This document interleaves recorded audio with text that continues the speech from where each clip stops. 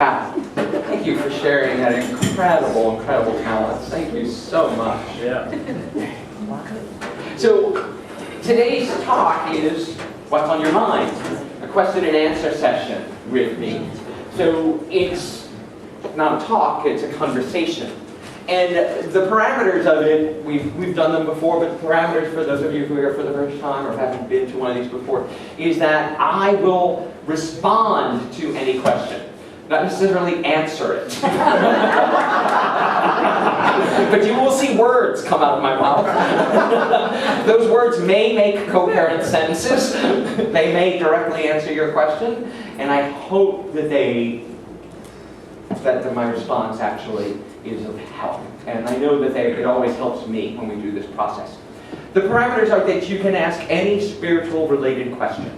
Even about me personally, as long as I will respond about it spiritually. If it's about the business or the administration of our community here, that's for the congregational meeting after. And I invite you to save those questions for then. We'll be glad to answer them in depth. But this is about all of our shared spiritual journey. What it means, where we struggle, where are the bumps along the road, or where has the truth teachings that we practice here proved successful? Where has it really landed for you? Or where can it go further? So we're going to do what we always do before we start this and pray, because I need to be centered before I do this. So I'm going to invite us all one more time just to take a moment to center ourselves. And it also gives us a chance to think about what's really up for us. What really is the question that we are called to ask? So as we take a deep breath, once again, we return to the center of our being. That place as an embryo, as a single cell that divided and started to pulse and beat. That cell that has the capacity, those cells that have the memory of the beginnings of life itself. From a single cell to the magnificent organisms that we all embody today. We are always in the process of life. When we tune in, when we settle in, we know that each and every one of us is a miracle, a gift, a blessing. And from this place of self-assurance, self-knowledge, and wisdom, we begin our collective journey this afternoon, this morning, whenever it is. Talk about wisdom. In this time and place, we celebrate by saying Amen. So I'm going to invite Reverend Deanne to play microphone. And who would like to start with a question?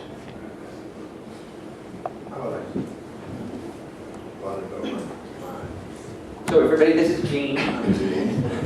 The wonderful Brother Ken said he brought the idea of this one cell and it began to separate. And I just would like to know how you would comment on the spiritual need for that separation.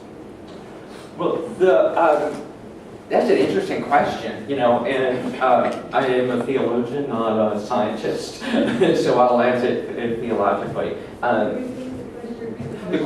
So the question is, he talked about, I mentioned that this cell separated, and he wanted me to comment on what do I think about separation, right? So, thank you for asking that question again. I meant to add to that, the spiritual cell, that came first.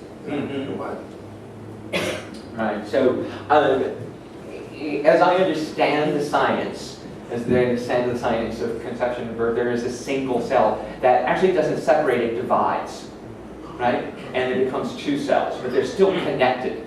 And the science of this that I love is that from those two cells, then they divide again and again and again, and they start to differentiate. So some cells become fingers. Some cells stay and become the heart. Some cells become the brain. Some cells do different function. And from that amazing miracle, we all sit here today, right? We all sit here and we talk to each other and for the most part understand each other. Even when we don't, we make it up. And we tell each other what we think we mean, and there's separation, right? When we stop listening to that cell that is just on the other side of us, the separation then becomes a gulf or interminable separation, internal gulf that keeps us from being really connected to each other. Personally, spiritually, I believe, and Unity teaches, that life is eternal. Now, I don't know about the rest of you, I know there's a lot of us here, but I was raised Catholic, right? And when I was taught, and my understanding of it as a child was that meant that life begins at conception. That life begins at that moment when the egg is fertilized and then begins to divide. But my understanding and in Unity's teaching of it is that life is eternal, meaning it predates the conception. Right? That it exists. Your life existed before you were conceived. I know, because I was there at her birth, that my little one came out with a full-fledged personality. Right? And all of you who are parents and grandparents and aunts and uncles and siblings all know that we all came fully formed in some way. In some way that was part of our spiritual DNA. It's part of our spiritual identity that we show up with. So life is eternal, meaning that it predates that initial conception and then division. And then all of life is this series of separations, right? First, the baby, the cells are carried inside the mother, beautifully nurtured, and they become a one host. But then that separation must happen at a certain time, and the baby must leave. And then you watch through the process of life as the children find in every stage what they can do on their own, and they separate further and further from the parents, and they separate further and further from the home.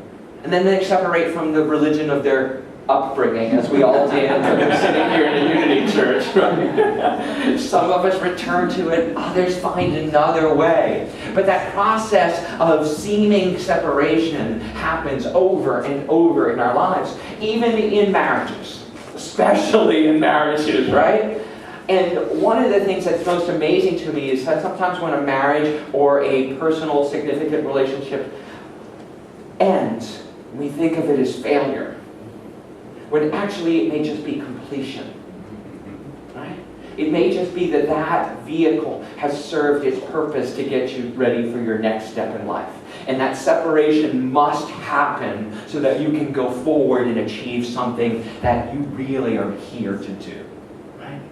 So that's when you can turn to a painful separation or death or experience in your life and bless it, going that I know this is for my highest good, when I am available for my highest good. And then there is no separation. There's only just the next step to fulfillment, to enlightenment, and to understanding on a bigger level.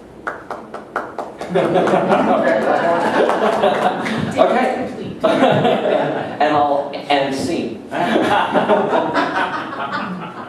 Next question. Yes. Roma, as soon as you have words, I promise I'll answer. Am I on? Yes. Yes. Hi, Ken. Oh, great teacher. Hello, Ray. Everybody is Ray. My question is about what's the balance between the personal responsibility that's contained in Unity teachings versus an outside divinity, say, and the fact that we all need help sometimes. What's our role to each other? So can you say more about your understanding of that? Well, I believe we are here to help each other. Mm-hmm. And I believe that I cannot transform unless I feel loved. Wow. You can't love in a vacuum. So this place here is a container of love that helps me have some chance to achieve some transformation. So Ray's question is multi-layered. The first part of the question is talking about personal responsibility as opposed to external divinity. So again, the majority of the teachings of the world also talk about an external God. You know, the God in the clouds, the God outside of yourself. And a lot of the world's teachings also talk about internal divinity. God as immanent. Not only transcendent, but totally eminent, totally part of who you are. Unity puts a special focus on that. We didn't invent it. We should say that really clear. We didn't invent it. We didn't make it up. It wasn't a personal revelation to Charles Fillmore, one of our co-founders. Okay? But we have certainly taken the teaching to an extreme. We are constantly pushing the edge of the envelope. And one of the ways that we do that here is to say, I am divine. Right? There's not a spark of divinity in me. Eric Butterworth said it is, God is not in you like a raisins in a bun. Paul Hasselbeck, who we read earlier, he frequently teaches here, says, God's not in you like a wieners in a bun. I like that one better. It's like, God's a hot dog. All beef, all kosher. No nitrates, organic too. Right? So there's a different understanding here in Unity. And a different teaching that empowers you, I believe. So the personal transformation comes from realizing that there is not an external divinity, a deity anywhere giving you something hard to make you stronger. Giving you a disease, a diagnosis, a hardship, a pain or suffering in any way, shape, or form to improve your spiritual journey. Your spiritual journey is what it is, and you get to decide in the present moment, in that moment when things happen, how you're going to respond. Are you going to respond from your higher self, or are you going to respond from your human self? From the consciousness of this is happening to me rather than for me. Laura, where are you? Laura spoke about it last week, talking about that awakening to your divine purpose, awakening to who you really are. And that is in every moment, when someone sends you an email that you want to scream about, how dare they? And come on, let's face it, we've all had those emails, right? Where we instantly react and go, who do they think they are? Well, it's a moment to take personal responsibility and go, who do I think I am that people aren't going to say things like that to me? How do I think, not again, how do I think that I get to be away from this life situation and get to have a pass on the human condition? The teachings in Scripture of Jesus was that he did not have a smooth journey.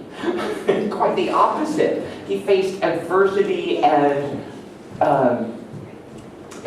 derision, and he faced ridicule and torture for his teachings, for being who he was. And yet he remained true to that, according to the teachings of the gospel. He remained steadfast in this is what I'm here to do and what I'm here to demonstrate.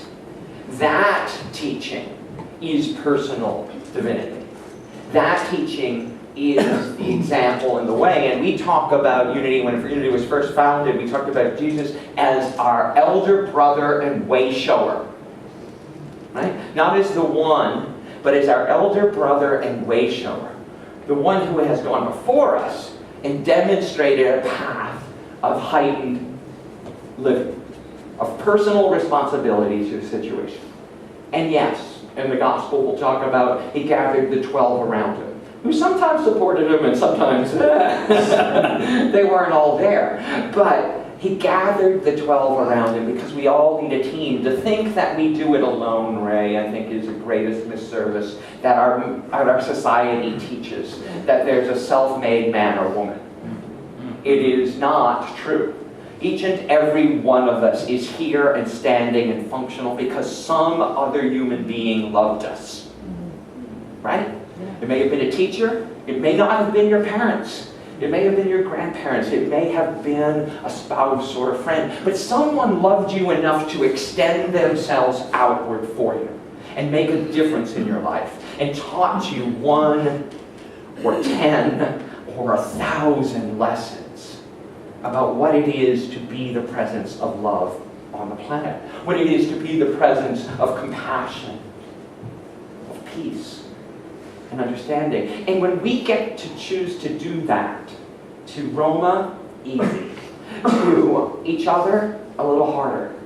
To the strangers out on the street and the politicians we don't like, really heavy lift. Right?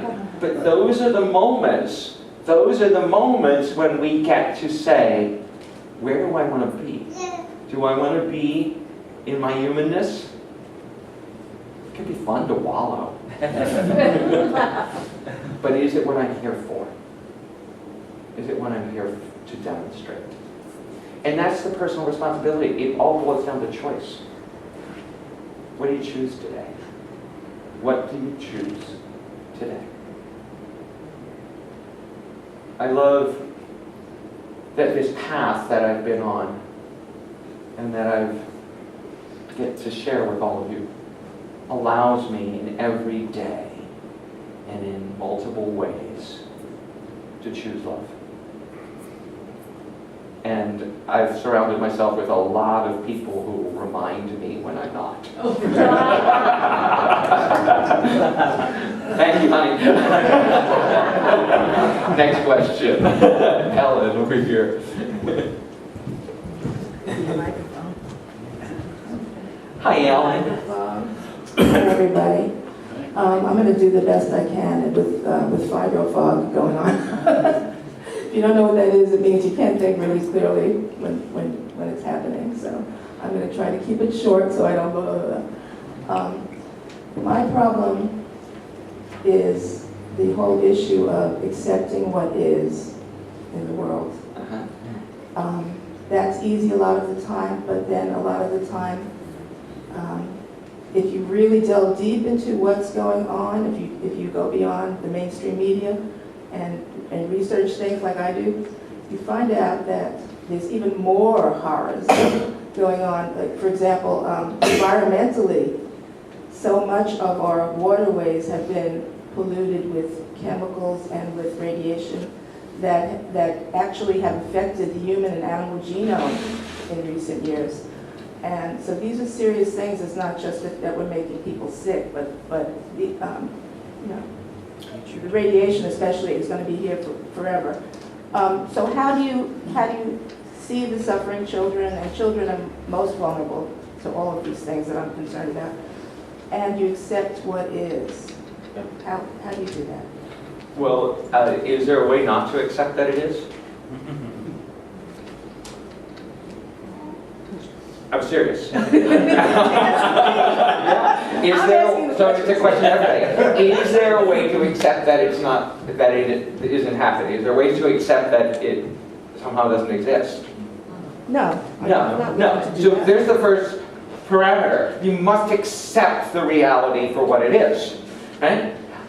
Eckhart Tolle talks about it in A New Earth. Thank you for the New World, Dad. But he talks about it in A New Earth. The only way out of the mud is to acknowledge that you're in the mud.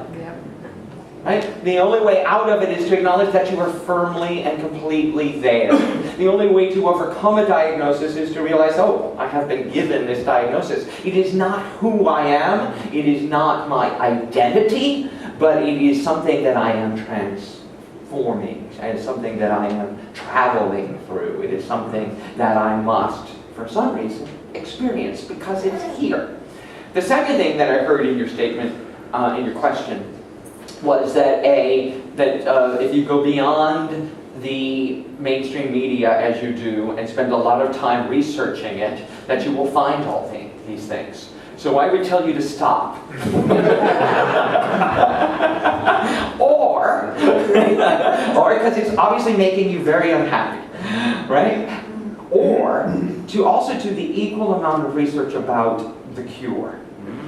Do the equal amount of research about the people who are making a difference in the children's lives, who are coming up with solutions for pollution in the ocean, are coming up with alternative energies, and to give your attention and your focus to the solution rather than the problem. Because that what we resist persists, and that what we twitch and change our focus on will also persist. So we spend time focusing on what's happening in the world where people are caring for children.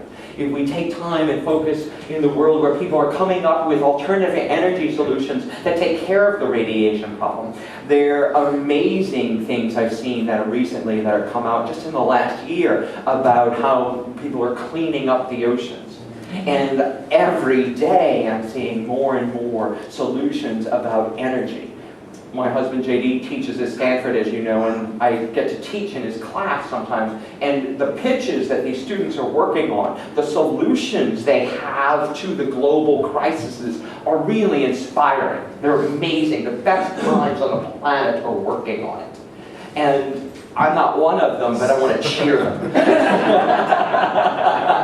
Right? I want to go, yay, and I want to give my energy and focus onto a solution. The TED conference just ended last week too. And it talks equally, I'll finish with this. It talks equally, Ellen, at the TED conference, you know, we're huge fans of it here. It talks equally about the problems of the world, but also with always the solution.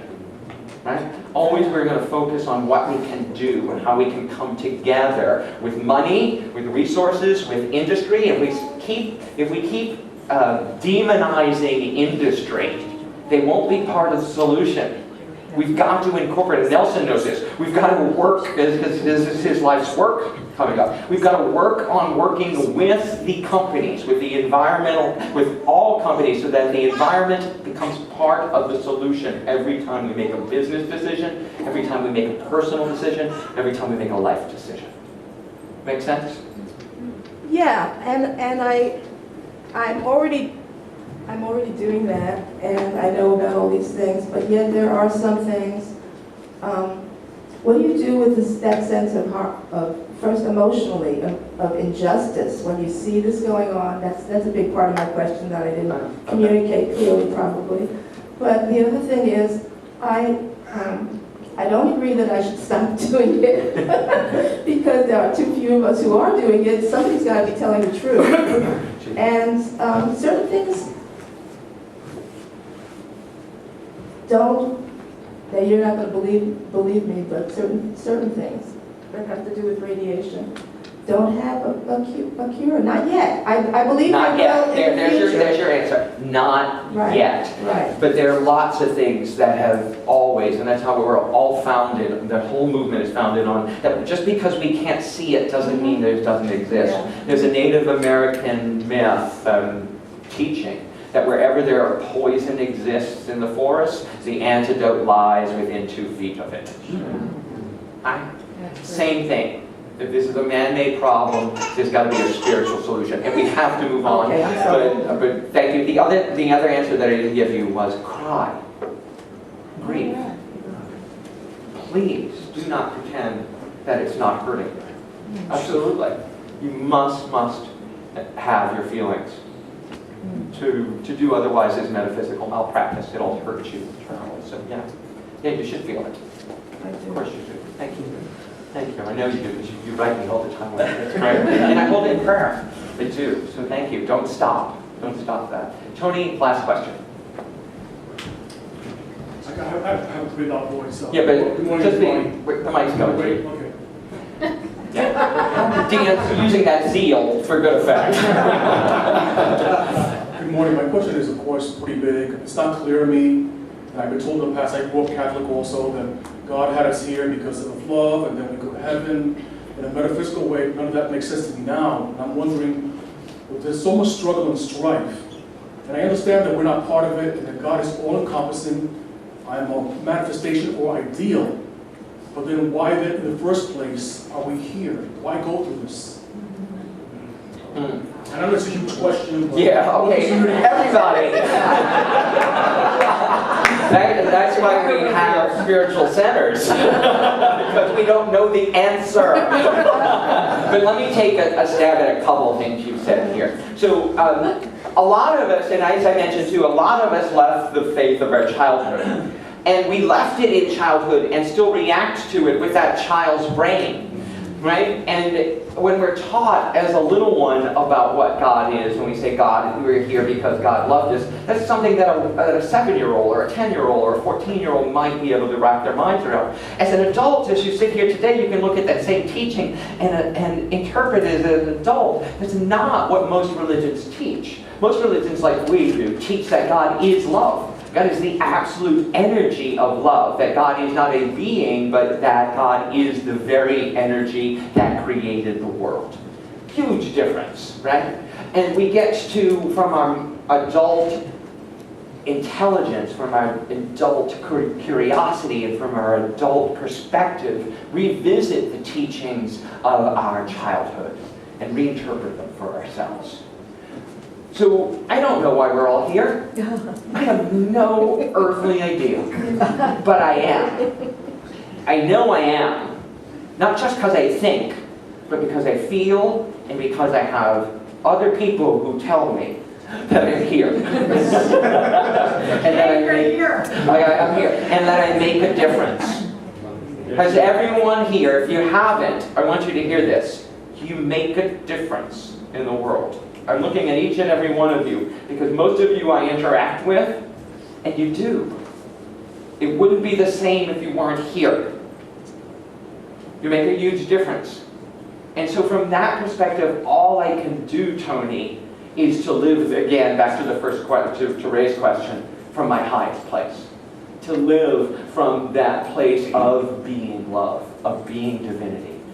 I don't know why, but I'm here. And if one of my lessons is to lift myself higher, to be the voice of love, of reason, of understanding, and compassion in the face of unspeakable things, that's why I think we're all here.